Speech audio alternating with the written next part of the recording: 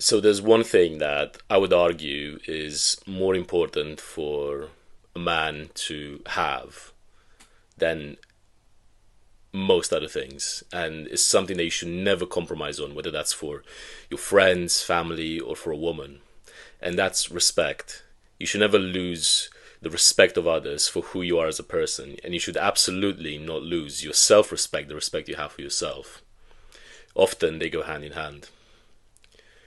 So, why do men raised by single mothers tend to struggle with this particularly, like more so than men who had good father figures around them?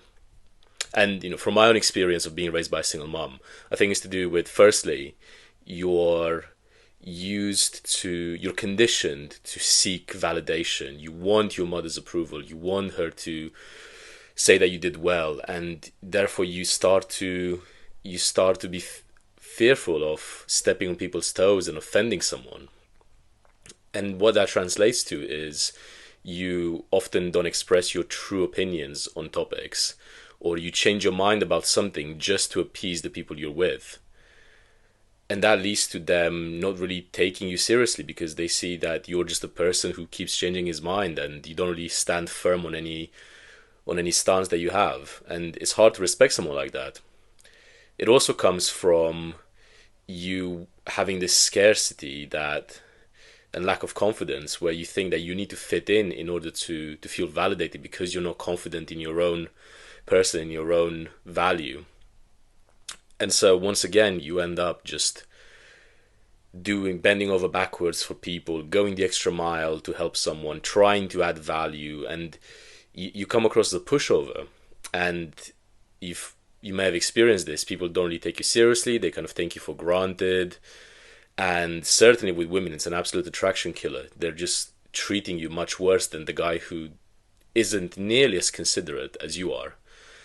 And so we need to absolutely address that. And by the way, since we're on the topic of dating, I've just released a full dating course for young men raised by single moms without father figures in terms of how you can navigate your dating life and everything you need to do to build attraction and make yourself into a man who actually gets dates, gets sex, gets relationships. So that's going to be in the description below. I strongly subscribe to the idea that if a man has a choice between being respected and being loved, he should opt for the former. You're much better off in life as a man having the respect of other people around you than having their love. And ironically, being respected tends to lead to you being loved. Not always, but if we're talking, for example, in terms of romantic relationships, a woman needs to respect you as a prerequisite to her being attracted to you and loving you. Because if she can't respect the man that she's with, she doesn't think he's strong, and not just physically, but also mentally, and therefore he can't protect and provide for her. And so it's absolutely essential that you establish and never sacrifice your respect, the respect that what the woman has for you in a relationship, no matter what, whether you're married, she's your girlfriend, she's just the girl you've met. You absolutely have to have that respect. So how do you develop respect? How do you make people respect you more? Especially maybe you're a young man, didn't have a father figure. Maybe there are things that you're still working through, right? You're not fucking James Bond yet. Okay? How do you go about it? Well, there are two ways. So first I'm going to talk about the physical aspects of being respected, and then I'm going to talk about the personality traits and the intangibles that you can address. So first on the physical side, what can you do? You need to physically become bigger, or at least look in better shape than you currently are. So if you're not already going to the gym, this is old advice. I talk about it loads on the channel. Everyone's going to tell you in the self-improvement community to go to the gym, but it's absolutely true. As a man, you need to have some sort of physical presence, some stature, and that's going to come with putting on some muscle, losing some fat, and just looking like a man who's worth respecting, because your body just communicates how the standard that you carry for yourself, that you impose on yourself. If you're ripped and jacked, then that says something. It says you have a level of discipline and you physically take up more space. And evolutionarily, we're just wired to respect people more, especially men, if they're physically bigger. So that's number one. The second is your body language. How do you actually take up space? So, good posture. Stand straight, shoulders back, right? Good eye contact. Maintain eye contact with the people you meet when you're in conversation with other men, with women, at work, in all scenarios. Hold eye contact. Don't be scary. Don't drill into there. Don't do a fucking staring contest. But don't be afraid. Don't shy away from eye contact. Don't look down or look to the side when people are looking at you. Other things on body language, you want to not be fidgety, you want to be quite still. You're in a conversation, you don't want to be clicking your pen or bouncing like from one foot to the other. You know how you sort of like balance your weight on one leg then on the other, and because it just shows that you're uncomfortable, you're worried about something, fidgeting with a ring or a watch. Be still, take 2 deep breaths and let yourself calm down. Be slow in the way you move, the way you walk, the way you do things, and speak slowly as well. Take your time, because subconsciously people will automatically think that whatever this guy is saying is important because he's so deliberate, he's so slow with saying it. Now, I'm not saying you should, take 5 hours to get through a sentence, but if you're someone who gets all flustery when they're talking and just wants to get out the message as soon as possible and let it be over with because nobody really cares about what I have to say anyway, that's the sort of energy we're trying to avoid. So, be deliberate in your speech, in your movements, and watch how people will already take you more seriously. One last point I want to mention on the physical side is your dress. The way you present yourself through your clothes is absolutely monumental as a man. So you want clothes that fit you well, and ideally, you already have a fit athletic body, and those clothes, even if they're not super expensive, will just look great because you're in shape. So invest in a few statement pieces that will carry you through multiple scenarios in life. So whether that's something like a white and black t-shirt, you can wear that while you're out and about. You can wear it to the gym. Good pair of trousers, a suit, a smart casual shirt for going out for dinner, going out on a date, a dress shirt for the more serious, business meetings, interviews, your job. Just have a few statement pieces in mind. And if you're currently dressing like someone who's 15, like you have baggy t-shirts with massive logos and loads of designs on them, and you're wearing cargo shorts and just wearing silly shoes, and basically you're not matching your colors, the fit's not good, the clothes just look childish. Just dress like a man, dress like someone you would actually see down the street and think, fuck me, that guy is high value, that guy has his shit together. You intuitively know what I mean, and so I'm not going to spend ages going down the rabbit hole of fashion. So now we've covered the physical side of things. How do you change your personality so that you command more respect? The first tip I've got for you is don't change your mind so quickly. And what I mean by that is you have things that you like and you have your set of beliefs about the world, about sports, about whatever it is. If people have different opinions to you in your social circle, or say a girl on a date, don't be so quick to just say, oh no, actually, yeah, I agree with you, I also like or don't like that thing. Because people will see right through that, and you're lying to yourself, you give people a false impression of who you are, what you like, you're being inauthentic, and now you have to keep up this image about who you are and what you like in front of these people. So they don't really get to know the real you, and they won't respect you for it. So, for example, if your friends say, oh, cricket is so lame, but you love playing cricket and you grew up watching it, you can say, no, I quite like it actually. I play it. It's a good game once you get to understand it. That's what a confident person who commands respect would say. The person who doesn't have that self-respect and won't command the respect of others would say something like, yeah, it's quite lame, isn't it? And then secretly hide it, they're actually really into it. That's no way to live, bro. What if a girl will tell you that oh no, you might say to a girl, maybe you're quite a wholesome guy, you don't really go out and party, and you say, yeah, I actually don't drink much alcohol, I don't really go out clubbing, and then she says, oh, I love clubbing, my girls and I, we go every weekend, and we go to festivals, and then you suddenly turn around and say, oh yeah, actually no, I do actually go out a bit, and I quite enjoy it too, and then that's a shit test from girls. Actually, they will. I've had this happen not long ago. They would try and catch you out to see if you change your mind, to see if you are actually the guy who can stand by his opinions despite what she says. And if you fail that test, then actually that's, yeah, it makes it an uphill battle for you because she'll just respect you less for it. The second tip that I can give you is you need to hold frame. And by holding frame, I mean don't be fazed by criticism or attacks from other people for believing a certain thing. So this kind of builds upon the first tip. Let's say, you have some opinions about saying, yeah, men should be able to fight. This is one I actually get into into some arguments with people about. I just think that every man should have some ability to fight. And I'm not saying you should be violent, you know, I hate those guys, and I hope you're not one of them. Those guys who say, I'm a lover, not a fighter. Well, you can fucking know how to fight as a man if you need to, but not be a violent person.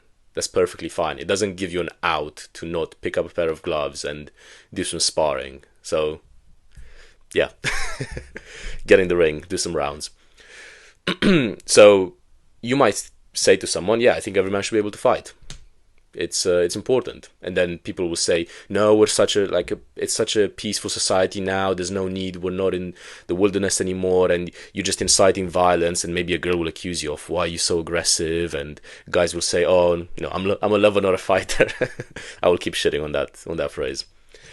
And it would be easy for you to say, oh, no, you're right. Like, the worst thing you can do is just take back what you said and conceal your real beliefs and basically bow down to their pressure. That's what they want you to do. That's what society and your teachers and your mother probably wants you to do, to bow down to their opinions. So hold your ground and just say, oh, yeah, I still think men should be able to fight. Just, you don't have to be a dick about it. You don't have to become loud or aggressive. Just kind of stand your ground, maybe laugh, like smile. Yeah, I just think men should be able to fight. And people will just, eventually they'll just think, okay, this guy's like being real. Maybe I don't agree with everything he says, but I can respect that he has an opinion. So don't be afraid of causing negative reactions in people. That's a big takeaway from this tip. Like, even if a girl, let's say she kind of gets taken aback or feels offended by something you said, like, oh, why are you inciting violence by telling men that they should be fighting? It doesn't mean that she's less attracted to you. If anything, and I'll make a separate video about this, you become more attractive to women when you incite a range of emotions in them, not all of them positive. And this is something that a lot of guys don't understand. But like I said, I'll save it for a separate video. The third tip that I can give you is you should make yourself scarce. We know that things that are scarce are generally more valuable, right? That's why, for example, take gold. Gold is a raw material, it's a commodity in limited supply in the world, and therefore it has value. And it's also difficult to obtain. So things that are limited in supply and difficult to obtain are the most valued things that we have in the world. Why is a six-pack so valuable? Why do girls rate it as their top muscle in so many studies in men? Because it's rare. Because if every guy had a six-pack, then it would just become the new baseline. It would just become the new norm. And therefore it would lose its value. If being a millionaire, if everybody was a millionaire, it wouldn't be special. You would look to something else, like a higher amount of money that is rare and harder to get, and that would be considered valuable. Getting top grades in school, again, it's hard. That's why it's valuable. I can go on and on with examples. And so that's how you should treat yourself in your time and your presence that you give to people. If you make yourself available to your social circle, to a girl 24/7, you reply instantly, you are always there to meet up, and you can change your plans to suit their needs, then they're just going to take you for granted. They just won't respect the fact that you've made it to see them. And that's no way to live. It's also the highest effort for you. You have to sacrifice other areas of your life, and you're not even valued, recognized for that. And so a better approach that I'll suggest is be scarce, leave gatherings early, postpone dates, even like sometimes flake on dates, as crazy as that sounds, right? Just tell her, look, I'm just tied up with work, it's running over, but I can see you in 2 days' time. How does that sound? Or, when you're on a date with a girl, instead of spending the entire day with her, just say, I've got to run at 3, I've got something to do, but I'll see you, I'll see you next weekend. She's gonna think about you more than the guy who's messaging her all day, all night, replies in 5 seconds after she texts him, and it will actually be easier for you. And so why wouldn't you make yourself scarce? It also gives you a chance to do other things with your life than to sort of cater to all these people. And this should be authentic, right? You should actually have things going on. If you're not a young man with a full itinerary of things to do, then I think you're running it wrong, because there's so much you can level up in, especially like at our age. I'm 26 now. Maybe you're a bit younger or the same age as me. There's the gym. We can read. We can learn a new skill. We can apply for better jobs. We can start a business. We can learn to fight. We can go on a cool adventure. We can skydive. Like, there's so much we can do and work on as young men that you really should be a busy young man. If you've got time to kill playing video games, jacking off, and watching Netflix and texting girls all day, then you just need to get your shit together, frankly. And so make yourself scarce. And the last tip I've got for you is you need to always be willing to walk away from a relationship. And that applies to your romantic partners, it applies to friends, and sometimes, sadly, it really also applies to family, because not all families are happy families, right? And after all, we are the products of broken families. And so you need to do what's best for you, and that means being willing to walk away. Because if there's no consequence to people mistreating you, then they're just much more likely to do it. So it doesn't mean that you have to walk out of everyone's life who crosses you once or twice, but them knowing that you will follow through and you will cut them off if they keep messing with you and your boundaries, then they will actually start respecting you, because they know it's unacceptable to treat you the way they do. So, taking the example of a relationship, if your girl knows that you don't like something, maybe she's going out dressed super revealing to the club with her girlfriends, and you just tell her, look, I don't like the way you're going out dressed like that. She might give you some talk saying, no, I'm free, I can do it. And, to that I would say, yeah, you can do it, but just, you might not have a boyfriend when you come back. So you kind of play it by your situation, and you have your own boundaries. My boundaries are what they are, and maybe yours are different. But yeah, if a girl doesn't respect what I care about, then I will threaten to just walk away.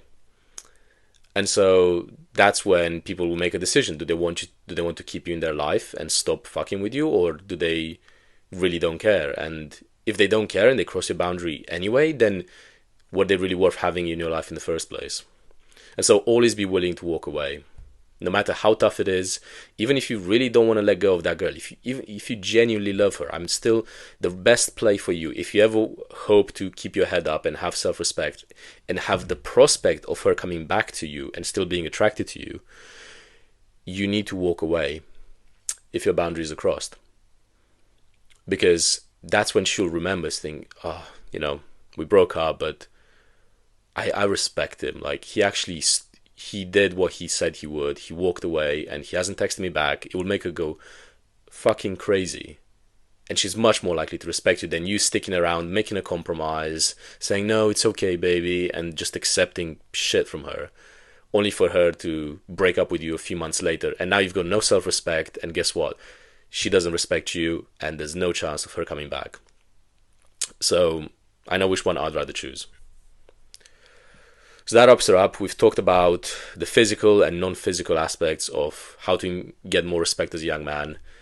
Take these tips, apply them, and once again, if you're interested in the dating course, it's going to be linked in the description. It's also giving you access to the community that we have here of other young men looking to improve themselves despite being raised without father figures, and just looking to build a team of killers in there so we can help each other grow. I'll see you in the next video.